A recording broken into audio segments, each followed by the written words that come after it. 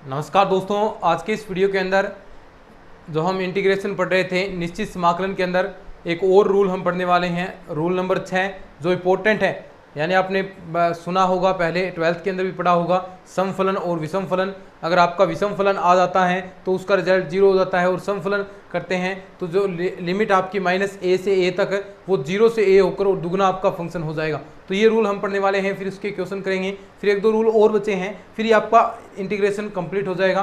फिर समाकलन के अनुप्रयोग हैं एक दो क्लासेस के अंदर, वो भी अपने कंप्लीट हो जाएंगे। फिर हम देखेंगे कि 9th वाला स्टार्ट करें या फिर इसी के अंदर कुछ चीज़ें हम चलने दें, जैसे वेक्टर स्टार्ट कर दें या फिर ट्रिग्नोमेट्री स्टार्ट कर दें। बस ये 2 या 3 टॉपिक्स आपके मेजर टॉपिक्स रहे हैं। फिर 9th वाला पोर्शन है, वैसे इजी है, वो भी हम कंप्लीट करेंगे अच्छे से। बाकी ये जो बड़ा पार्ट है आपका जो 11th 12th वाला, ये लगभग कंप्लीट आपका हो जाएगा।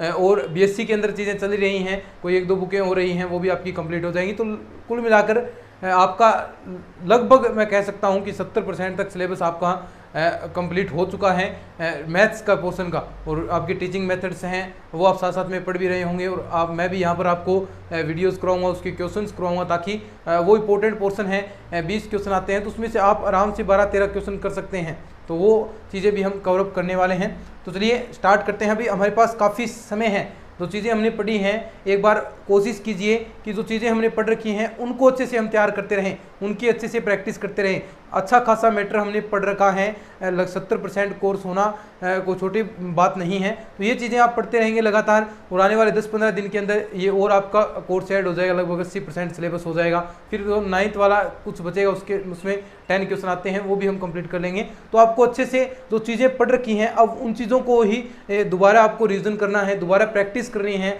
आपको ज़्यादा से ज़्यादा एक टॉपिक्स के 10-10, 15-15 क्वेश्चन आपको निकालने हैं, ताकि आपकी स्पीड भी अच्छी आए और आप अधिक से अधिक क्वेश्चन पेपर के अंदर अटेम्प्ट कर पाएँ। तो ये आपको कोशिश अब करनी है। तो चलिए स्टार्ट करते हैं। रूल नंबर 6, बस ये नियम यहाँ पर समाकलन के अंदर तो बस यही चीज़ें हैं, ये आपको ध्यान में रखनी है। अब आपके जो बड़े टॉपिक्स हैं वो कंप्लीट हो चुके हैं। अब ऐसा टाइम नहीं लगेगा जिसके अंदर 20-20, 25-25 दिन लग रहे थे ना। अब इंटीग्रेशन के अंदर देखो 20-25 दिन लग रहे हैं, अवकलन के अंदर भी 20-25 दिन लगे। तो अब ऐसा कोई भी चीज़ नहीं रही है, सारे अब 4 क्लास 5 क्लास बस ऐसे टॉपिक्स रहे हैं। ऑलमोस्ट मान सकते हैं आप लगभग 1 महीने के अंदर अंदर अपना ये जो बड़ा पोर्शन है वो, यानी फुल बड़े टॉपिक्स लगभग कंप्लीट हो जाएंगे। लगभग 90% सिलेबस आपका कवर हो जाएगा। ठीक है, अब हम बात करते हैं रूल नंबर 6 की। रूल नंबर 6 कहता है कि अगर ऐसे आपका हो -a से a तक आपकी लिमिट दी हो और fx dx आपका फंक्शन हो, तो देखो क्या रिजल्ट आएगा। 2 चीज़ें बनेगी, सम फलन और विषम फलन से रिलेटेड चीज़ें बनने वाली हैं। यदि आप ऐसा करते हैं 0 से a होगा fx dx, कब होगा, जब आप x की जगह -x रखते हैं, यानी x की जगह आपने f -x किया और वापस आपको यही मिल गया, यानी f -x करते ही आपको वापस fx प्राप्त हो जाता है, तो ऐसा फंक्शन सम फलन कहलाएगा। लेकिन f -x रखने पर वापस -fx आ जाता है, यानी f -x रखें और -fx आ जाए तो उसका मान 0 होगा। अब कई क्वेश्चन आप देखते ही बता दोगे कि हाँ इसका मान क्या होने वाला है। देखो बहुत सिंपल काम हो जाता है। कई क्वेश्चन ऐसे एग्जाम के अंदर भी आएंगे, हर प्रकार के क्वेश्चन आते हैं, थोड़े टाइम लगने वाले भी क्वेश्चन आते हैं। कई आप ऐसी चीज़ें आपने याद कर रखी हैं तो कोई आप फटाफट चीज़ें कर दोगे, 10 सेकंड ही नहीं लगेंगे। तो हर प्रकार के एग्जाम के अंदर क्वेश्चन आते हैं। तो देखिए ऐसा ये रूल नंबर 6 है आपका। कब होगा, जब आप लगा सकते हैं यदि f -x आप करेंगे तो आपके पास ऐसा रिजल्ट आएगा। सीधी सी बात है, कोई ऐसी लिमिट दे -a से a तक, यानी आपको दे दे -π से π तक, तो आपको एक बार उसके अंदर x की जगह -x रख के देखना है। अगर आपको -x रखते हैं तो बार माइनस आ जाता है तो आपका वो विषम फलन होगा, तो देखने की जरूरत ही नहीं है, उसका आंसर 0 होगा। दूसरी चीज़, अगर आप -x रखते हैं और आपको प्लस वापस fx ही मिल जाता है, जो फलन आपने लिया था माइनस कर दो तो ही फर्क नहीं पड़ा, तो फर्क नहीं पड़ेगा, तो वो लिमिट आप 0 से a और फंक्शन आपका डबल हो जाएगा। अभी एक क्वेश्चन आपके सामने पेश करता हूं मैं। देखो ऐसा आपको क्वेश्चन दे दे -π/2 से π/2 sin क्यूब x dx। अब देखो देखते ही उत्तर बता दोगे आप। देखो पहली बात तो ऐसा फंक्शन है -a से a, ऐसा फंक्शन दे दिया तो आपको क्या करना है, यहाँ पर x की जगह माइनस एक्स रखना है। अब देखो आप यहाँ पर x की जगह माइनस एक्स रखेंगे तो बाहर क्या आएगा, माइनस एक्स आएगा। तो यानी आप कह सकते हैं ये क्या है, विषम फलन है। क्या है दोस्तों, विषम फलन है, और विषम फलन का मान क्या होगा, 0 होगा। तो ये इसका आंसर आ जाएगा। ऐसे ही बहुत सारे आप क्वेश्चन कर सकते हैं, जैसे आपसे पूछ रहे क्वेश्चन नंबर 2 कि -1 से 1 मापांक x/x dx ये है। देखो काम यही करना है, -1 से 1 है तो आपको चेक तो एक बार करना है। चेक करेंगे, देखो क्या मापांक की जगह यहाँ पर x की जगह -1 रखना है, तो ऊपर देखिए -x रखना है, -x रखेंगे, नीचे भी -x। तो देखो एक बार हम कर रहे हैं, क्या आएगा, देखो यहाँ से अगर हम करेंगे तो ऊपर मापांक है तो प्लस का हो गया x, नीचे आपका -x रहेगा। तो ये देखो वापिस आपका क्या आ रहा है, बाहर ये मापांक से बाहर माइनस आएगा, प्लस का हो जाएगा। तो मापांक x/x साथ में माइनस भी आ रहा है, तो यानी ये आपका फंक्शन क्या हो गया, विषम फलन है। और विषम फलन का मान कितना होगा, 0 होगा। ये भी मैं आपको पहले ही बता चुका हूं। अब देखो आगे एक क्वेश्चन और आपके लिए लिखता हूं मैं, साथ साथ में एक क्वेश्चन करते रहो, अच्छी खासी प्रैक्टिस आपकी हो जाएगी।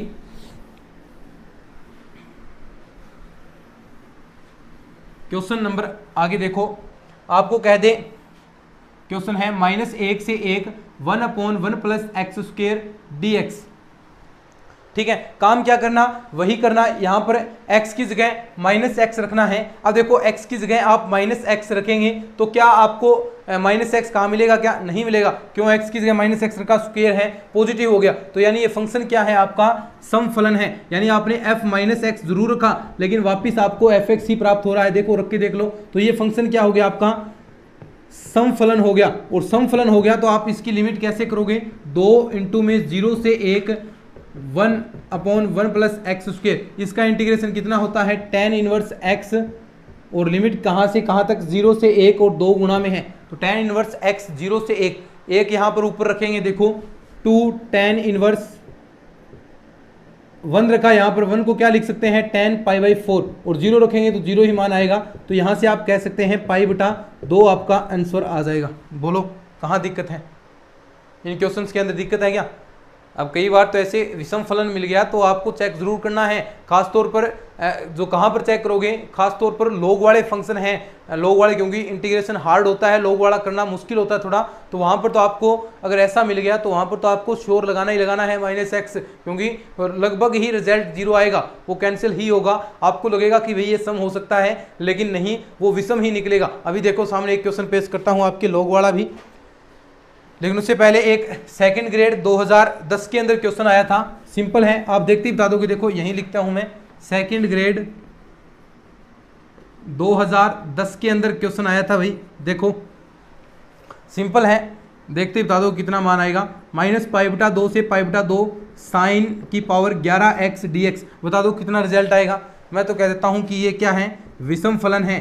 क्या है रे, विषम फलन है, और विषम फलन है तो इसका मान 0 होगा। ये सेकंड ग्रेड 2010 के अंदर क्वेश्चन पूछा गया है। तो साथ साथ में आपको मैं पिछले सालों में जो क्वेश्चन आते हैं वो भी क्वेश्चन आपको मैं करवाता चलता हूं। अब एक चीज़ याद रखना, क्या कि यहाँ पर तो आपने देख लिया, अब किसी के अंदर समाकलन कर रहे हैं, उसके अंदर 2 फंक्शन हैं, एक तो आपका समफलन आ जाए और एक विषम फलन आ जाए। एक लाइन याद रखना, एक समफलन आ जाए और एक विषम फलन आ जाए तो टोटल आपका फंक्शन विषम फलन के तहत ही माना जाएगा, और उसका मान भी 0 ही आपका होगा। चाहे एक समफलन हो कोई दिक्कत नहीं, वो काउंट कहाँ पर होगा, विषम फलन के अंदर ही होगा। एक भी विषम फलन है तो उसमें उसका मान क्या होगा, आपका विषम फलन है तो उसका मान 0 ही होगा। चाहे गुणा के अंदर समफलन हो, विषम फलन हो, दोनों फंक्शन हो, कोई दिक्कत नहीं, लेकिन वो आपका जाएगा विषम फलन के अंदर ही। तो लाइन आप लिख सकते हैं, एक नोट लगा के लिखना, फिर क्वेश्चन करवाता हूं मैं। इंपॉर्टेंट लाइन है भाई, नोट लगा लो, क्योंकि होगा तो विषम ही वो। देखो एक समफलन तथा विषम फलन का गुणन भी एक विषम फलन होता है। एक समफलन तथा विषम फलन का गुणन भी एक क्या होता है, विषम फलन होगा, और विषम फलन का मान आपको पता है कितना होगा, 0 होगा। जैसे ये क्वेश्चन आपके सामने है, लिमिट है आपकी -1 से 1 तक x cube sine inverse x upon में आपको दे रखा है sine inverse x square upon में दे रखा है 1 + x⁴, ठीक है, और dx। अब देखो यहाँ पर आप कह सकते हैं कि इसकी स्क्वायर है तो ये आपका क्या हो गया, समफलन हो गया। देखो यहाँ पर -x रखेंगे तो कोई दिक्कत नहीं, लेकिन ये जो x³ है ये क्या है, विषम फलन है। x³ क्या है, विषम फलन। x की जगह माइनस रखेंगे तो आपका माइनस क्यूब करेंगे तो माइनस ही चिन्ह आएगा आपका, तो ये आपका विषम फलन है, जबकि ये आपके समफलन है। और मैंने अभी लाइन बताई है, समफलन तथा विषम फलन का गुणन भी एक विषम फलन होता है, तो इसका मान कितना आ जाएगा, 0। एक प्रैक्टिकल रूप से भी आप चीजें देख सकते हैं। देखो ये समफलन है, यहाँ नेगेटिव नहीं आएगा, लेकिन बाहर कहाँ, ये टोटल फंक्शन आप मान सकते हैं, टोटल फंक्शन अगर मान लिया, लेकिन फिर भी आप देखो यहाँ पर यहाँ रखेंगे तो माइनस आ रहा है, तो विषम फलन ऑटोमेटिक है। तो समफलन और विषम फलन का वैसे कोई चक्कर भी नहीं है, क्योंकि आप इसे अगर एक पूरा फंक्शन मानते हैं, यहाँ रखेंगे तो माइनस नहीं आएगा, यहाँ रखेंगे माइनस तो वापस प्लस आएगा, लेकिन यहाँ रखेंगे तो माइनस आएगा, तो ना एक में ही माइनस आता है तो वो विषम फलन के अंदर काउंट होगा। ऐसी भी आप परिभाषा दे सकते हैं सिंपल रूप से, ठीक है। आगे बढ़ते हैं। अब देखो मैं लोग वाले क्वेश्चन कह रहा था ना कि कैसे वो आपके लोग वाले जो क्वेश्चन हैं वो विषम फलन के अंदर काउंट होने वाले हैं। तो एक क्वेश्चन आपके सामने मैं रखता हूं और आप उसको करके देखना, ये नोट लिख लेना भी अच्छे से। ऐसे क्वेश्चन पूछे जाते हैं, एक क्वेश्चन बन सकता है, कई बार पूछ लिया जाता है। क्वेश्चन देखो आपको आगे दे रखा है, -1/2 से 1/2 log 1 - x अपॉन में 1 + x dx, ठीक है, लोग वाला क्वेश्चन दे दिया। अब देखो ये फंक्शन आपका विषम फलन होगा या समफलन होगा, कैसे आप चेक कर सकते हैं। और एक बात आपको याद ये भी रखनी है, देखो एक चीज आपको मैं शायद बतानी भूल गया होगा कि जो सम फंक्शन है, समफलन प्लस विषम फलन दोनों का आप योग करेंगे तो वह बराबर 0 आएगा। यानी fx प्लस, देखो यहां पर fx plus f minus x आप करेंगे तो वो 0 आएगा, fx माइनस fx देखो बराबर 0, ये विषम फलन है। तो ये ऑटोमेटिक आपको पता चल गया कि समफलन और विषम फलन को आप ऐड करेंगे तो उसका मान क्या आएगा, 0 मान आएगा। तो ये आप देख सकते हैं, ठीक है। अब देखो क्वेश्चन करते हैं अपन, ये थोड़ी सी लाइन लिख लेना अभी, नोट्स के अंदर तो मैंने लिख रखी है, यहां भी आप ये लाइन लिख लेना। फिर एक क्वेश्चन करवाता हूं आपको मैं,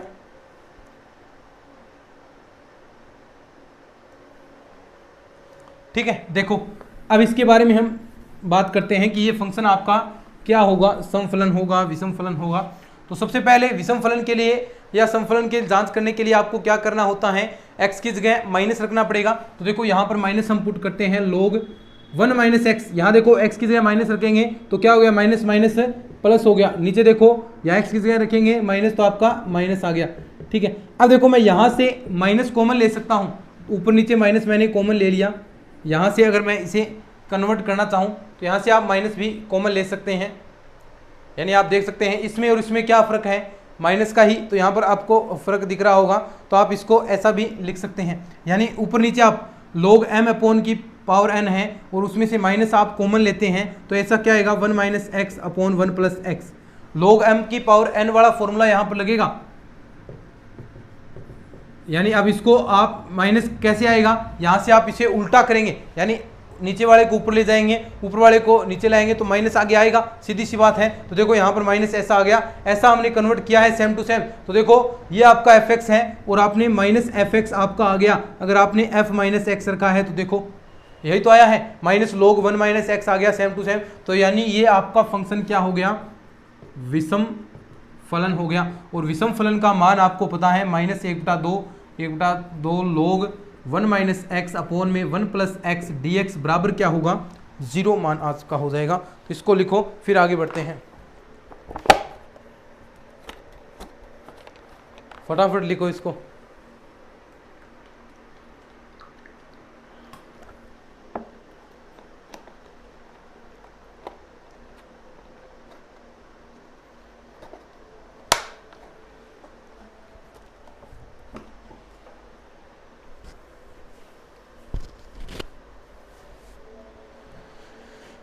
फिर आगे और बढ़ते हैं।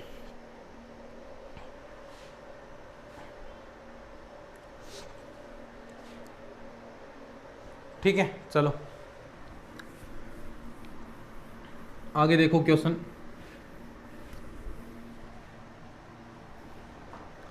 आगे क्वेश्चन दे रखा है आपको -π/2 से π/2 sine square x log 1 + x upon में 1 - x dx। देखो अभी हमने पढ़ा है ये क्या है, समफलन, स्क्वायर है ना, ये क्या है, विषम फलन, और समफलन और विषम फलन का गुणा है तो वो भी क्या होता है, विषम फलन ही होगा। अभी हमने इसके बारे में बात की है कि समफलन और विषम फलन का जो गुणन है वो भी क्या होगा, एक विषम फलन ही आपका होने वाला है। तो ये बात यहाँ पर सत्य होगी कि ये भी क्या होगा आपका विषम फलन, तो इसका रिजल्ट क्या होगा, फिर 0 हो जाएगा, कोई दिक्कत ही नहीं। ठीक है, समझिए ना बात को। आगे बढ़ते हैं, एक क्वेश्चन और करते हैं, फिर नेक्स्ट गुणधर्म हम पढ़ने वाले हैं। एक क्वेश्चन और कर लेते हैं भाई। देखो क्वेश्चन है आगे ऐसा देर का है, -1 से 1 log x प्लस का √1 + x² dx।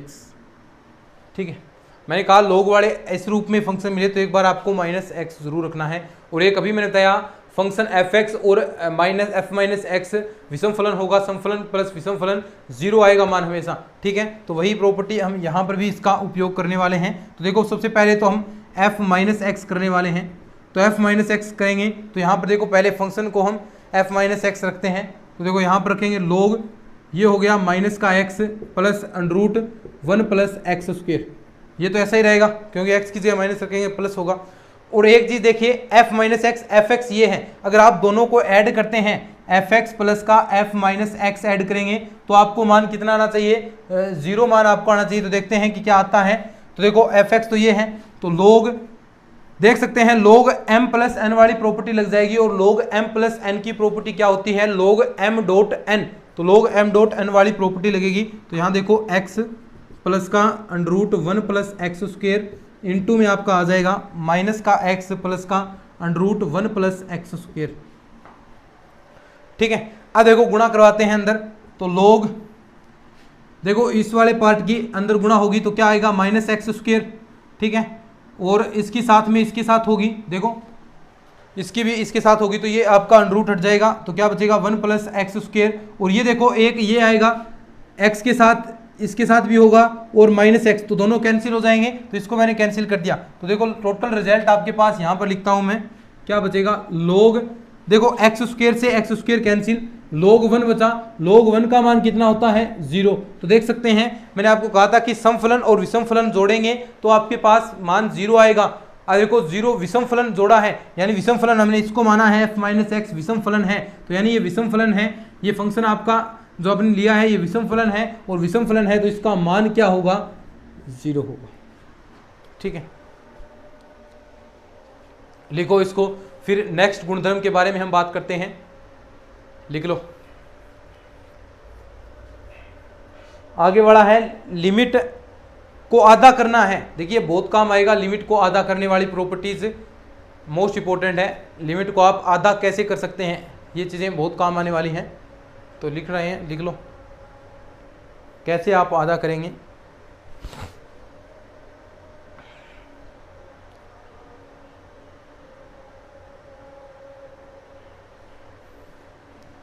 ठीक है, अब देखो लिमिट को आधा करना है आपको। एक तो आप ऐसी प्रॉपर्टी लगा सकते हैं, 7वां गुणधर्म है ये,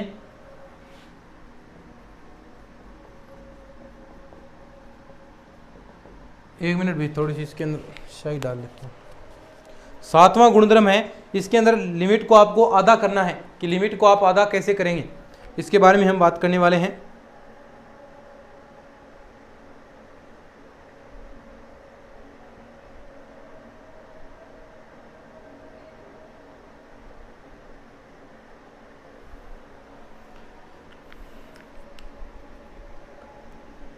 देखो अब आधा करते हैं लिमिट को। पहली तो देखो इसके अंदर दो चीज़ें आएगी, नंबर 1 तो 0 से 2a f(x) है, dx। एक तो आप ऐसा इसे डायरेक्ट आधा लिख सकते हैं कि 0 से 1 तो fx सीधा आ जाएगा आपका, और एक अगर आप घटाकर लिखते हैं 0 से a f2a माइनस का x dx। ठीक है, अब देखो अगर ये 2ax माइनस 2ax अगर आपका वापिस fx के इक्वल हो जाता है तो ये प्रॉपर्टी आपकी क्या हो जाएगी, 2 गुणा में आ जाएगा, दोनों जुड़ जाएंगे, 2 इंटू 0 से fx dx आप लिख सकते हैं। लेकिन अगर ये माइनस fx आ गया तो ये 0 हो जाएगा, तो यानी दोनों संभावनाएं बनती हैं। तो यानी इसका कंडीशन क्या बनेगी, देखो कि लिमिट आपको तोड़नी है 0 से 2a fx dx आदि करनी है, तो आप कह सकते हैं कि देखो ये दुगनी होगी 0 से a f, देखो लिमिट टूट जाएगी साथ में, fx dx दुगनी होगी कब, यदि आप लिखते हैं यदि f2a माइनस x बराबर fx, वापिस आपके पास फंक्शन आ जाए तो देखो इस अकॉर्डिंग वापिस ये fx आ जाएगा, तो ये दुगना हो गया, ये रिजल्ट मिल गया। लेकिन अगर आप यदि f2a माइनस x बराबर माइनस fx आ गया, यहां तो fx आया था लेकिन माइनस fx आ गया, तो इससे ये कैंसिल हो जाएगा, तो यानी मान क्या आएगा, 0 आएगा। तो दोनों संभावनाएं बनती है लिमिट तोड़ने के लिए। ये कब काम में लिया जाता है, समाकल, देखो 0 से 2a होनी चाहिए, समाकल्य की ऊपरी सीमा को आधा करने के लिए, बहुत बार काम आएगी ये प्रॉपर्टी आपके लिए। समाकल्य की ऊपरी सीमा को आधा करने के लिए हम किसका प्रयोग करते हैं, इस प्रॉपर्टी का हम यहाँ पर प्रयोग करेंगे ऊपरी सीमा को आधा करने के लिए। सिंपल सी बात है, कुछ नहीं, 0 से 2a fx dx है, उसको आप लिमिट को तोड़ना चाहते हैं तो वो 2 इंटू 0a fx dx होगी। यदि f2a माइनस x बराबर आपका fx आता है तो ये 2 से गुणा हो जाएगा। लेकिन ये 0 कब होगा, जब आपका f2a माइनस x बराबर माइनस fx आ जाता है, तो ये रिजल्ट आपको 0 देगा। और इस का प्रयोग हम इस प्रॉपर्टी का प्रयोग कहाँ करेंगे, इस प्रॉपर्टी का हम प्रयोग ऊपरी सीमा को आधा करने के लिए, देखो ऊपरी सीमा आधी होगी ना, ऊपरी सीमा को आधा करने के लिए इस प्रॉपर्टी का हम प्रयोग करते हैं। देखो कैसे ऊपरी सीमा आधी होगी, जैसे आपके सामने ये क्वेश्चन मैं रख दूं, सिंपल सा है, कोई दिक्कत वाली बात नहीं है।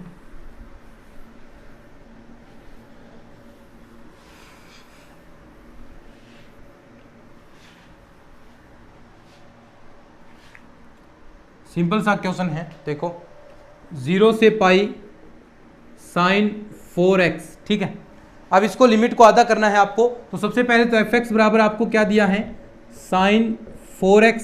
ठीक है, सिंपल सी बात है। और f पाई माइनस का x करना है, देखो मैंने कहा ना ऊपर वाला आधा करना है तो वो घटाना पड़ेगा, तो देखो साइन 4 पाई माइनस x, तो साइन 180 माइनस थीटा वापिस वही आएगा, यानी वापिस फंक्शन आपको कौन सा मिल गया, fx मिल गया। तो आप आसानी से इस लिमिट को तोड़ सकते हैं, कैसे, आधे में 0 से पाई बटा 2 साइन 4x dx। अब देखो इसका समाकलन करना भी आपको मैं अभी सिखाने वाला हूँ, वाली सूत्र आएगा जिसकी सहायता से आप इस क्वेश्चन को भी आसानी से सोल्व कर पाएंगे साइन की पावर mx वाले के। तो देखो आज के इस लेक्चर के अंदर देखो ये पूरा आपका 3 गुणधर्म हमने पढ़ लिए, 6वां 7वां और ये एक आपका 8वां, सिंपल सा ही है ये चीज़ें। तो ये गुणधर्म हमने पढ़े हैं, 8वां भी ऐसा ही है, देखो एक 8वां गुणधर्म छोटा सा और है। अगर ऐसी लिमिट हो आप उसको भी तोड़ सकते हैं, एक चीज़ चेक करके। 8वां गुणधर्म और पढ़ते हैं अभी, देखो रह गया ये 8वां गुणधर्म क्या है, ऐसा है 0 से 2a fx dx आपके पास है, तो देखो ये दुगना होगा 0 से a fx dx कब होगा, जब आप यदि fa प्लस x बराबर fx आता हो। ठीक है, यानी ये अब तो यहाँ पर इसका आधा आप जोड़ रहे हैं फंक्शन के अंदर, तो आपके पास वापिस अगर fx आता है तो ये इसका मान दुगना हो जाएगा। लेकिन 0 कब होगा, यदि आप f ऐड कर रहे हैं, देखो a प्लस x करते हैं और ये माइनस fx आ गया तो इसका मान 0 हो जाएगा। तो ये भी आपका एक 8वां गुणधर्म है। वैसे कोई ज़्यादा खास प्रॉपर्टी नहीं है, जो पहले जो हमने पढ़ी थी वो थोड़ी इंपॉर्टेंट प्रॉपर्टी थी, तो उनको आपको अच्छे से चीज़ें तैयार करते चलना है। तो ये आपकी प्रॉपर्टीज़ हो गई, एक दो और इंपॉर्टेंट प्रॉपर्टीज़ बची हैं। नेक्स्ट क्लास के अंदर हम पूरी कोशिश करेंगे कि आपका पूरा चैप्टर है वो कंप्लीट हो जाए और उसके बाद आपका जो समाकलन के अनुप्रयोग हैं वो आपके स्टार्ट हो जाएंगे 1-2 क्लास के अंदर, वो भी हम कंप्लीट करने वाले हैं। तो चलिए आज के इस लेक्चर के अंदर हम इतना ही पढ़ेंगे। अगर ये अच्छा लगा है तो इसको शेयर जरूर कर देना, अभी चैनल को भी सब्सक्राइब कर लेना। सभी को बोल दो कि यहाँ पर 2nd ग्रेड का पूरा कंप्लीट कोर्स यूट्यूब पर चल रहा है और जल्द ही हम कंप्लीट भी करने वाले हैं। तो चलिए आज के इस वीडियो के अंदर इतना ही, मिलते हैं नेक्स्ट क्लास में, तब तक के लिए धन्यवाद। जय हिंद, जय भारत।